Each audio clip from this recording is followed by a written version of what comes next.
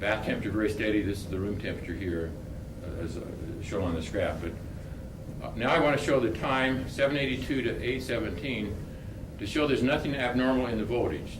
You can see this effect in the cell voltage where we increase the current. You'll see that effect in the cell voltage, but nothing other than that that looks strange. So for this same experiment, this is the cell voltage, the average cell voltage. And at this time period, we increased the current from 300 to 320 milliamps. I didn't take a lot of data points. I was doing a lot of this by hand at that time. And, but it does show the increase in the current causes the cell voltage to go up, as you would expect. And then we turn the current off, and then it returns to normal. So this is cell A where we had excess heat. There's nothing abnormal in the cell voltage. This is the slope for cell A. This is the slope for cell B. And actually, the slope is a little larger. The voltage is going down. You have a greater negative slope for cell A than we have for cell B, but yet cell A shows this strange increase in temperature indicating excess power. And again, we can go back to the equations I showed earlier and calculate what the slopes should have been. For cell A, this is the episode I just showed you. This is the previous episode, and the slope is larger. It should have been theoretically it's larger than for cell B, but actually it's not negative. It's positive. It turns out to be positive in some of this region here. This is the experiment I just showed you. By this time late in the experiment, the electrode was becoming somewhat passivated, so the slope I calculated is not as large as earlier, but it's still negative. And it should never have been positive like I showed. But eventually the electrode did passivate to the extent that the cell voltage started to go up with time. This is due to passivation that eventually takes place. And the cell would have gone to boiling, not necessarily due to excess power, but due to the fact it's getting passivated as well. Probably a combination of both. So we have this excess power, and how do we explain it? The only way I can account for it mathematically is to put in that excess power term. And so, and that will explain the behavior. But what's the result of this? What causes this behavior? You can assume maybe it's the chemical reaction of the electrolysis gases. This is what most of the critics would say. But excess power of 50 milliwatts would result in 11% reduction of the Faraday efficiency. And we kept exact track of how much D2O we added, and the D2O consumption over this experiment obeys Faraday's law to within plus or minus 1%. So I can't account for a big deviation from Faraday's law by the amount of D2O that was electrolyzed, so that doesn't seem to fit. Some people think, well, maybe you put reduce lithium metal into the palladium and form an alloy of lithium metal, and then maybe later the lithium reacts with the heavy water and releases excess heat. But if you had lithium to this extent, 1 atom per every 10 atoms of palladium, for example, this would only, the electrodes are rather small, and this could sustain 50 milliwatts for only 12 minutes. So that wouldn't account for these hours of excess power, even if that happened. And if you think about it thermodynamically, whether your initial state and final state, whether it goes through lithium metal as intermediate, in thermodynamics it doesn't matter what the mechanism is. Even if you went through lithium as intermediate, your initial and final states are the same. Whether it goes through lithium and then lithium reacts with water and generates gases, it would still be the same in thermodynamics in the end. Same initial and final state. So anyway, that wouldn't explain it. Maybe there's some unknown chemical storage mechanism. This is an energy storage mechanism, but maybe there's some other one we don't know about. But if you're storing energy, you should see a decrease in the cell temperature. And we kept track of this. The temperature was continuously recorded from start to finish, and we never saw any unusual decrease in cell temperature that needed to be explained.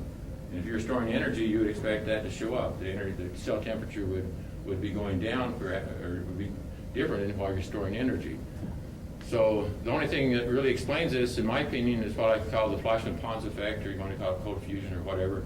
But I like the Fleischmann-Pons effect, and nuclear processes take place. And of course, I think it's fusion to form helium-4 because, as you heard this morning, that's what we found in experiments at China Lake. Now, I could stop right here, and maybe I should, but I want to point out one thing that happened that still kind of baffles me during this period of excess heat in Japan, and I don't have a good explanation for it. But at the same time that I was getting excess heat, one of the thermistors, just one in this cell, this is the cell that was producing excess heat, one thermistor would show some jumps. I would come in and I see these stray dots way out of line with anything else appearing on the chart paper. And so I recorded this by hand and say, sure enough, every once in a while the temperature would jump up for that one thermistor. Only this one thermistor right here would I see that. I see these strange jumps in cell temperature. But it couldn't be real temperature increase because it fall back very rapidly, because a point would be measured every 18 seconds. So you can't have the temperature jump up and then go back to normal in 18 seconds. So it can't be a real temperature change, but thermistors are metal oxides, so maybe something is affecting the resistance or whatever of the thermistor, the metal oxide. And in my opinion, maybe it could be some type of electromagnetic radiation, maybe weak X-rays or something. And so when I got back to China Lake, I put some thermistors near radioactive sources, and sure enough, I would see some unusual increases when they were near radioactive sources. And so maybe that could be the cause of it. Are these germanium thermistors? I think they're transition metal oxides. I have it written down somewhere, but I don't know exactly what the composition was. And I'm not sure the composition I have in China Lake is the same as I use in Japan, but the thermistors I have in China Lake have also shown some jumps like this. But why would only one thermistor show this effect? The other thermistor never showed any strange behavior. It was in the same cell, but it was in a different position. So when I took the cell apart, I was very careful to know where the positions were, just to make sure. And the thermistor that showed the strange jumps, it was this one right here, and the platinum coil was around it. There was direct pathways between the coils to go from the cathode to the thermistor in that case. This other one was higher up, and when I looked at it, to go from the cathode to that thermistor, there's no way it could get through without hitting the platinum wire, the coil. There was no direct path without hitting the platinum wire. In one case there was, the other case there was not. So I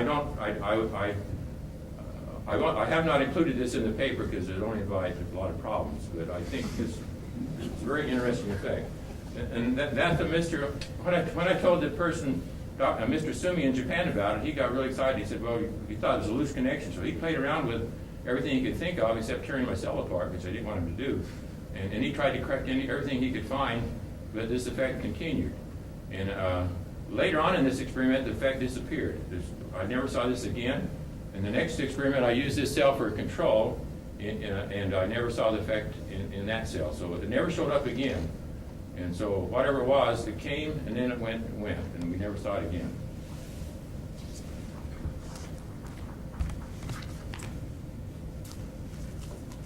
So if anybody has any ideas, I would be glad to hear what caused that. But as a summary, during this experiment based on the calorimetry in China Lake, over a period of, I think we started in early November and ran until late December, we saw that 7 anomalous increases in the cell temperature. I showed you 4 of these. 2 thermistors in the cell showed the same effect every time, the same pattern. The excess power was not large, but 50 to 100 milliwatts, which comes out around 2 or 3 watts per cubic centimeter, which is typical for what the current ST I was using. The excess power seems to develop in a gradual manner. There's one case it came on rather abruptly, but most cases seem to be rather gradual. I couldn't identify any clear triggering event, but there was an example or two when I increased the current and the cell temperature went up, and the excess heat followed that. So there could have been a positive feedback, but it didn't happen every time. And the control cell, which did not show excess heat in China Lake, was also no excess heat in Japan. Normal behavior was observed continually for that cell. Okay, thank you for your time.